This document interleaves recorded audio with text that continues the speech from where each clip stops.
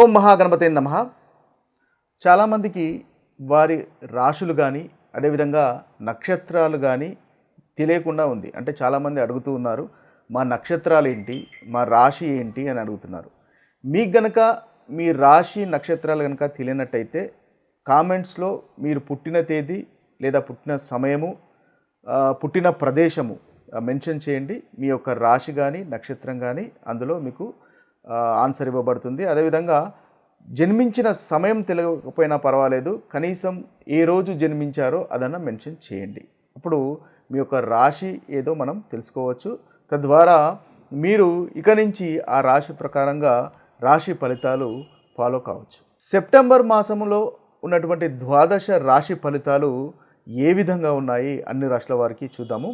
ముందుగా ఈ సెప్టెంబర్ మాసంలో ఉన్నటువంటి గ్రహస్థితి ఏ విధంగా ఉందో ఒకసారి గమనించినట్టయితే, ఈ మాసంలో ముఖ్యంగా మనకి శని మీనరాశిలోనే సంచారం చేస్తున్నాడు, గురువు మిథున రాశిలోనే సంచారం చేస్తున్నాడు, రాహువు మనకి కుంభరాశిలోను, కేతువు సింహరాశిలో సంచారం చేస్తున్నాడు. ఇక మిగతా గ్రహాలు కనుక చూసినట్టయితే మనకి శుక్రుడు కర్కటక రాశిలోను అదేవిధంగా సింహరాశిలోకి సంచారం అనేది ఉంటుంది. ఇక బుధుడు వచ్చేసి మనకి సింహరాశిలోను అదేవిధంగా కన్యా రాశిలో సంచారం అనేది ఉంటుంది. ఇక రవి మనకి బుధుని వలె సింహరాశిలోను అదేవిధంగా కన్యా రాశిలోను సంచారం చేస్తున్నాడు ఈ మాసంలో. ఇక కుజగ్రహం కనుక చూసుకున్నట్టయితే కుజగ్రహము మనకు కన్యా రాశిలోను అదేవిధంగా తులారాశిలో సంచారం చేస్తున్నాడు. ఇవి ఈ మాసంలో ఉన్నటువంటి స్థూలంగా గ్రహ సంచారము. ఈ సంచారాన్ని ఆధారంగా చేసుకొని మనము ద్వాదశ రాశుల వారికి ఏ విధంగా ఉంటుంది, ఎటువంటి మంచి ఫలితాలు, ఎటువంటి ప్రతికూలమైనటువంటి ఫలితాలు ఉన్నాయో చూద్దాము. తులారాశి వారికి సెప్టెంబర్ మాసంలో ఉన్నటువంటి రాశి ఫలితాలు మనం చూసినట్టయితే, ముందుగా ఈ తులారాశి వారికి ఉన్నటువంటి గ్రహస్థితి ఏ విధంగా ఉందో ఒకసారి గమనించినట్టయితే, వీరికి కుజుడు 12వ స్థానంలోనూ అదేవిధంగా 1వ స్థానంలోనూ తులారాశి వారికి సంచారం చేస్తున్నాడు. ఇక శుక్రుడు వచ్చేసి వీరికి ముఖ్యంగా 11వ స్థానంలోనూ సంచారం చేస్తున్నాడు. అదేవిధంగా 10వ స్థానంలో కూడా శుక్రుని యొక్క సంచారం అనేది వీరికి ఉంటుంది. బుధుడు వీరికి లాభస్థానంలోనూ సంచారము, అదేవిధంగా ద్వాదశ స్థానము అంటే 12వ స్థానంలో కూడా బుధుని యొక్క సంచారం తులారాశి వారికి ఉంటుంది.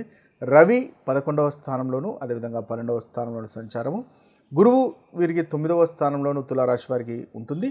శని 6వ స్థానంలోనూ, కేతువు 11వ స్థానంలోనూ, రాహు 5వ స్థానంలోనూ సంచారం అనేది ఉంటుంది.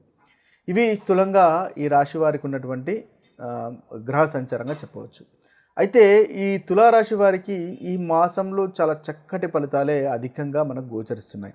వీరికి శుక్రుడు చాలా అనుకూలంగా ఉన్నాడు, బుధుడు అనుకూలంగా ఉన్నాడు, రవి అనుకూలంగా ఉన్నాడు, గురువు అనుకూలంగా ఉన్నాడు, శని అనుకూలంగా ఉన్నాడు, అదేవిధంగా కేతువు కూడా ఈ మాసంలో అనుకూలత అనేది ఉంది.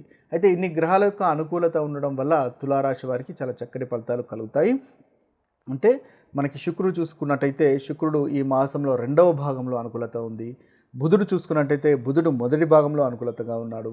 అదేవిధంగా రవి మొదటి భాగంలో, అంటే సెప్టెంబర్ కనుక మనం 2 భాగాలుగా విభజించినట్టయితే 15 కంటే ముందు 15 తర్వాతగా అలా ఓవరాల్గా చూసుకున్నట్టయితే మొదటి భాగంలో మనకి బుధుడు అనుకూలంగా ఉన్నాడు. అదేవిధంగా మొదటి భాగంలో రవి కూడా అనుకూలంగా ఉన్నాడు. ఈ మాసం మొత్తము గురువు అనుకూలంగా ఉన్నాడు, శని అనుకూలంగా ఉన్నాడు, అదేవిధంగా కేతువు కూడా అనుకూలంగా ఉన్నాడు. అయితే ఈ అనుకూలమైనటువంటి ఫలితాలు ఈ రాశి వారికి ఏ విధంగా ఉన్నాయో ఒకసారి మనం చూసినట్టయితే, ఏ ఏ ఫలితాలు కలుగుతాయో మనం ఒకసారి గమనించినట్టయితే, వీరికి ముందుగా అనుకున్నట్టుగా శుక్రుడు 2వ భాగంలో చాలా చక్కగా ఉన్నాడు, 11వ స్థానంలో సంచారం చేస్తాడు. తన రాశ్యాధిపతి అయినటువంటి శుక్రుడు, అదేవిధంగా వీరికి కనుక మనం చూసుకున్నట్టయితే వీరికి శుక్రుడు ఈ తులారాశి వారికి చాలా చక్కటి ఫలితాలు కలగజేస్తున్నాడు. ముఖ్యంగా శుక్రుడు తులారాశి వారికి 2వ భాగంలో లాభస్థానంలో సంచారం చేస్తున్నాడు.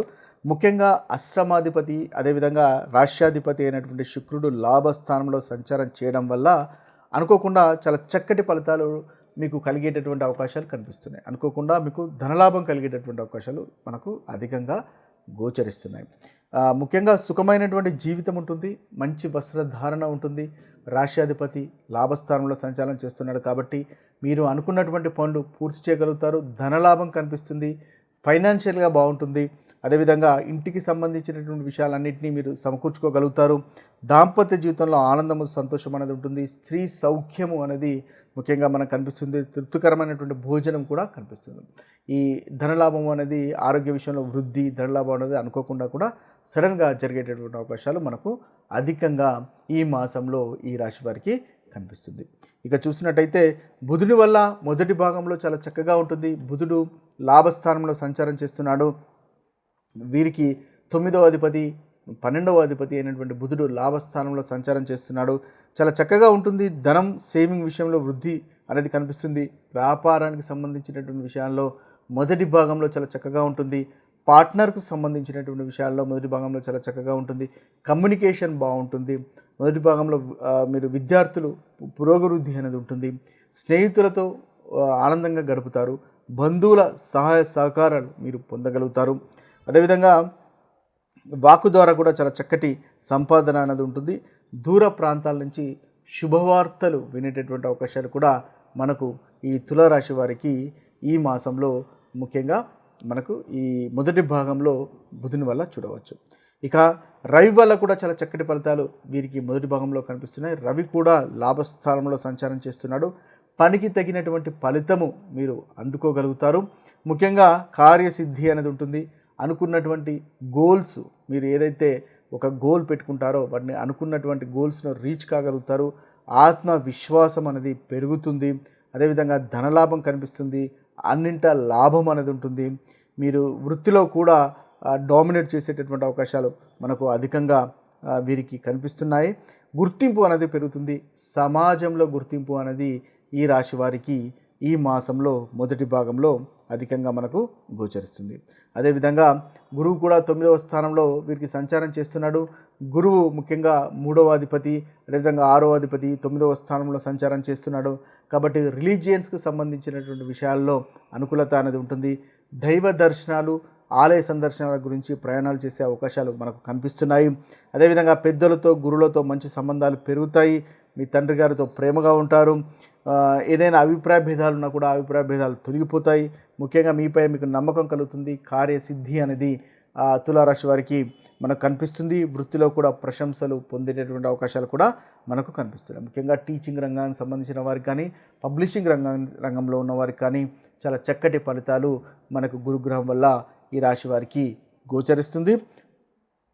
సోషల్ లైఫ్, ఫ్రెండ్స్ మధ్య గౌరవ మర్యాదలు అనేవి ఈ రాశి వారికి ఈ మాసంలో తప్పకుండా పెరుగుతాయి. పంచమం పైన దృష్టి ఉండడం వల్ల సంతానం కోరుకునే వారికి సంతానం కూడా కలిగేటటువంటి అవకాశాలు కనిపిస్తున్నాయి. వివాహ ప్రయత్నాలు చేస్తున్న వారికి వివాహ ప్రయత్నాలు కూడా అనుకూలంగా తప్పకుండా ఉంటాయి. మంచి ఆలోచనలు కలుగుతాయి. నాలెడ్జ్ని పెంచుకోగలుగుతారు.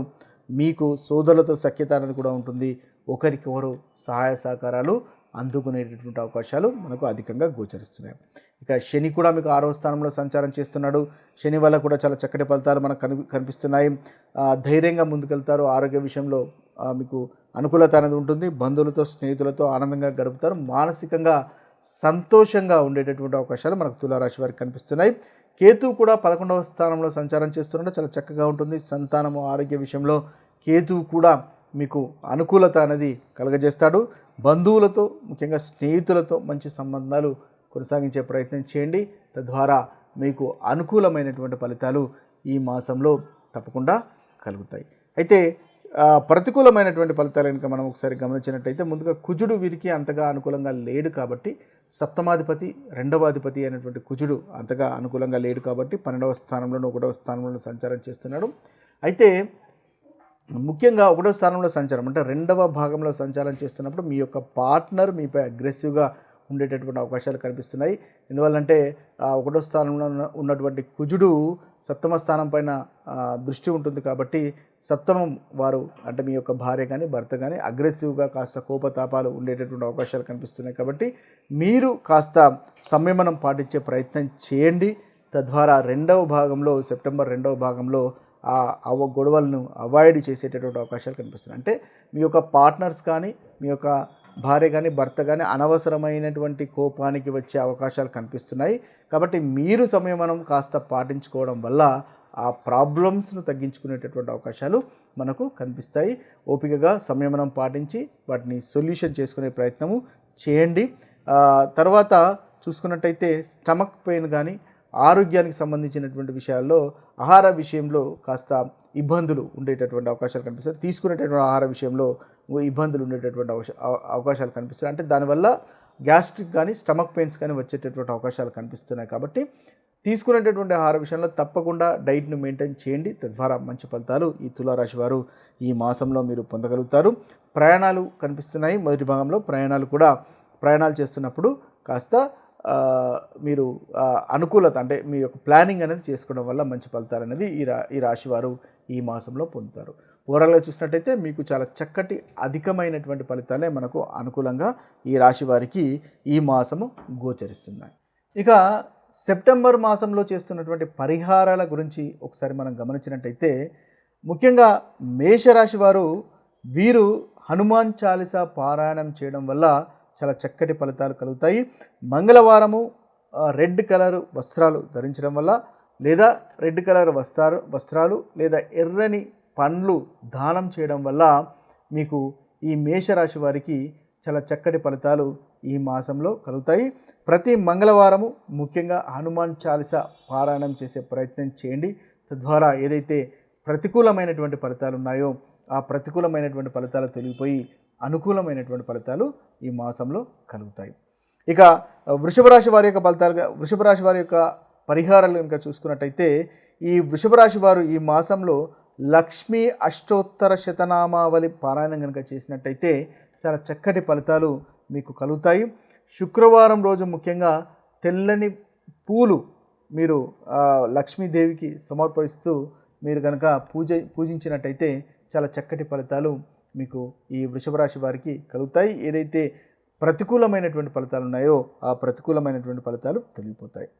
ఇక మిథున రాశి వారి యొక్క పరిహారాలను చూసినట్టయితే మిథున రాశి వారికి విష్ణు సహస్రనామం చదవండి లేదా వినండి. ఈ మాసంలో చక్కటి ఫలితాలు కలుగుతాయి.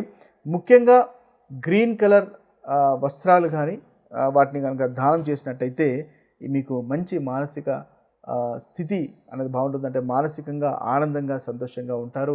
ప్రతికూలమైనటువంటి ఫలితాలు కూడా తొలగిపోతాయి. ఇక కర్కాటక రాశి వారు కనుక చూసినట్టయితే కర్కాటక రాశి వారు ముఖ్యంగా వీరు శివుణ్ణి అభిషేకించండి. శివలింగాన్ని పాలతో అభిషేకించండి. తద్వారా ఈ మాసంలో మీకు మంచి ఫలితాలు కలుగుతాయి. ముఖ్యంగా ఓం నమ శివాయ అనేటటువంటి మంత్రాన్ని ఈ కర్కాటక రాశి వారు ప్రతి సోమవారం 108 సార్లు కనుక పఠించినట్టయితే మంచి ఫలితాలు మీకు ఈ మాసంలో కలుగుతాయి. ఇక సింహరాశి వారికి పరిహారాలు చూసినట్టయితే ఈ సింహరాశి వారికి శివలింగాన్ని అభిషేకించడం వల్ల ఈ మాసంలో మంచి ఫలితాలు కలుగుతాయి. శివుని ఆరాధనలో ముఖ్యంగా ఎరుపు రంగు పూలను మీరు ఉపయోగించండి. తద్వారా ఈ సింహరాశి వారికి చాలా చక్కటి ఫలితాలు ఈ మాసంలో కలుగుతాయి.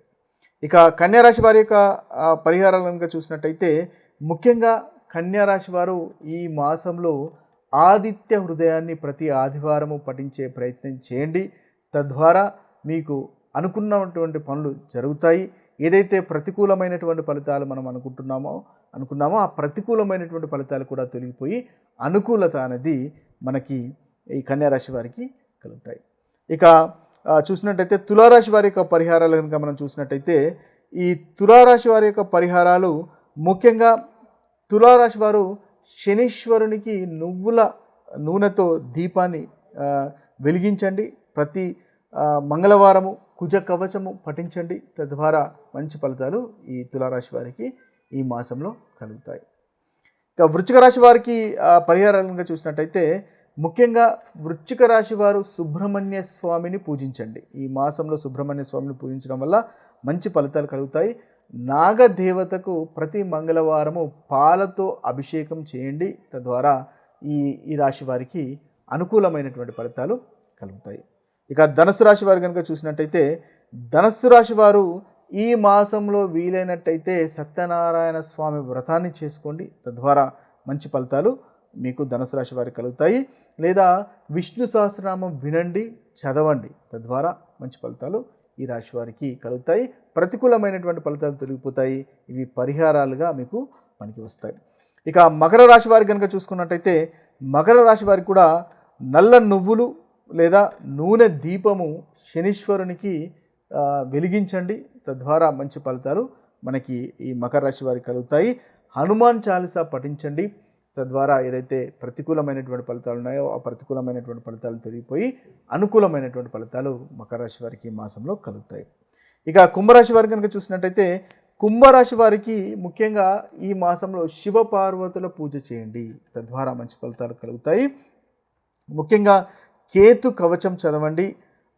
అదేవిధంగా చూసినట్టయితే ఆదివారం ఏదైనా దానం చేయండి. తద్వారా ఈ పరిహారము మీకు కుంభరాశి వారికి మీకు అనుకూలమైనటువంటి ఫలితాలను కలగజేస్తుంది.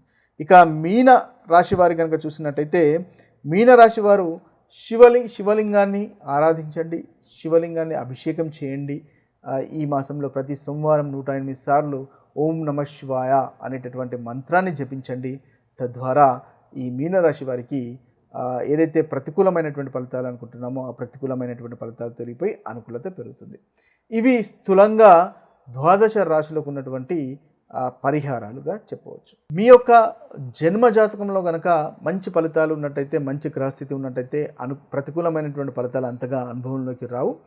ఒకవేళ జన్మ జాతకంలో అనుకూలత లేనట్టయితే ప్రతికూలమైనటువంటి ఫలితాలు అనుభవంలోకి అధికంగా వస్తాయని గమనించండి. మరొక వీడియోలో మరొక రాశి ఫలితాలతో కలుద్దాము. అంతవరకు సెలవు. సర్వే జన సుఖినో భవంతు. సర్వే సుజన సుఖినో భవంతు. నమస్తే.